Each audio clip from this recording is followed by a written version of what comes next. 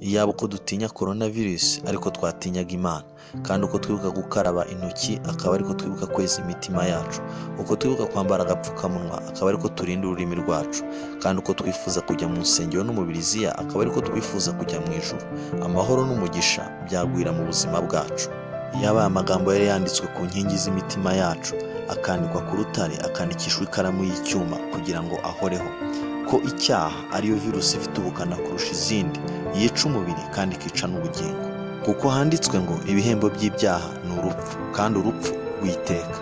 Kandi nubwo icyaha kiryohera ururimi, iyo kigeze mu nda gisharira kurusha umuravumba, kandi kikica kurusha aside. Iyo wambaye agapfukamunwa ugakoresha akanozasuku buri munsi, ntawe wahurira na coronavirus. Uko ni kwambaye Kristo akozwa no mu maraso ye, anesha imbaraga z'icyaha. Abari muri Kristo Yesu nta teka bazacirwaho. Corona iheza umuntu umwuka ikica umubiri, ariko icyaha kigukuramo umwuka w'Imana kikica ubugingo kikabumanura muri Gehinomu. Rero ntugatinye icyica umubiri gusa kuruta uko utinya icyica umubiri wawe n'ubugingo bwawe. Imana ntibabajwe n'insengero zifunze kuruta uko ibabajwe n'imitima ya benshi yafungiranye Kristo hanze y'imitima yabo, bakamushyira mu kato bakanga ko yinjira mu buzima bwabo.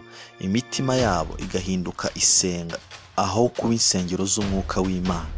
Imana ntibabajwe n'insengero zirimo ubusa kuruta uko ibabajwe n'imitima irimo ubusa, iteguye neza, ikubuye, itarimo ijambo ryayo, yuzuye insengero.